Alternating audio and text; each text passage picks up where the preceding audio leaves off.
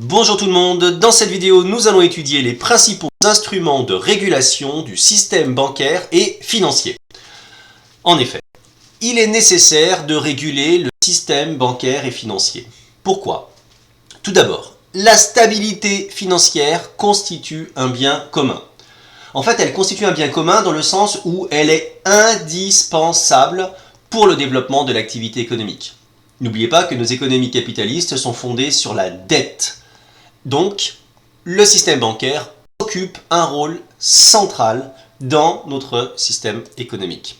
Il faut que nous maintenions la confiance dans le système bancaire pour que les activités productives puissent se développer. Il faut rassurer les créanciers des banques, autrement dit ceux qui ont prêté aux banques, ceux qui ont investi dans les banques, bien évidemment. Il faut également tenir compte du fait qu'il existe une certaine cyclicité au niveau des bulles et des crises financières.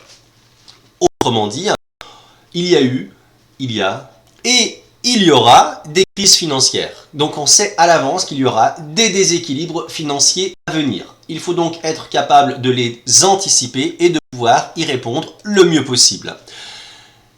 Il faut également être capable de réduire l'aléa moral sur les marchés financiers dans le secteur bancaire.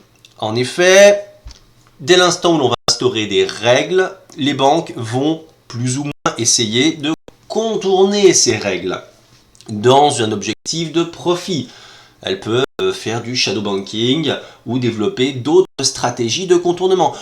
On n'est pas sûr du comportement que les banques peuvent mettre en place à des fins de profitabilité.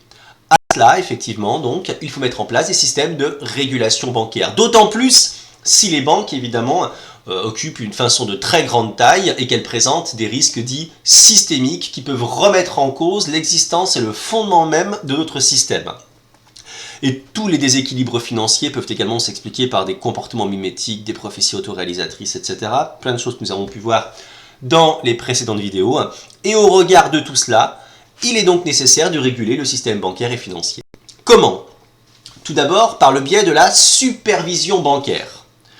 Il s'agit donc de contrôler l'activité et la solidité des banques grâce à l'intervention d'autorités, la Banque Centrale Européenne, l'Autorité Bancaire Européenne, etc., qui vont mettre en place des mesures macro-prudentielles. Des mesures macro-prudentielles, ce sont tout simplement des règles qui vont s'imposer à l'ensemble ou à des parties significatives du système financier. Alors il en existe de très nombreuses, d'accord. On va mettre en place un certain nombre de mécanismes, des mécanismes de résolution unique, des mécanismes de surveillance unique, mise en place de stress tests. On va également modifier le système de rémunération des opérateurs de marché, parce que le problème, c'est que quand on donne des primes de plusieurs dizaines, centaines de milliers, voire des millions à des traders, ça les oblige à prendre des risques démesurés, et quelquefois, cela peut avoir comme conséquence, bien évidemment, des problèmes au niveau systémique. On va devoir surveiller également le shadow banking, autrement dit toutes ces activités bancaires qui sont dans une zone d'ombre, dans une zone grise qui échappe plus ou moins au contrôle.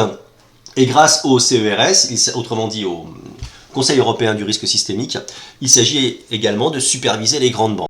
En fait, on va mettre en place tout un ensemble de mécanismes qui vont encadrer le comportement des banques en inspectant leurs comptes, en vérifiant leur taux de créances douteuses, en essayant toujours de favoriser en fait la stabilité financière.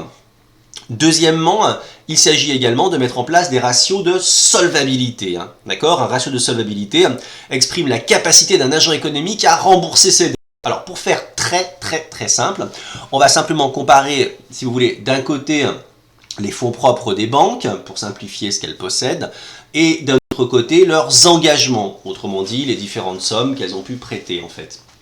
Et à partir de là, effectivement, les ratios de solvabilité auront pour objectif de mettre en rapport les fonds propres avec les engagements des banques, l'objectif étant d'éviter, par exemple, si une banque possède 1000, elle prête 100 000, 1 million, 10 millions, ce qui bien évidemment serait totalement négatif pour le bon équilibre et bon fonctionnement du système.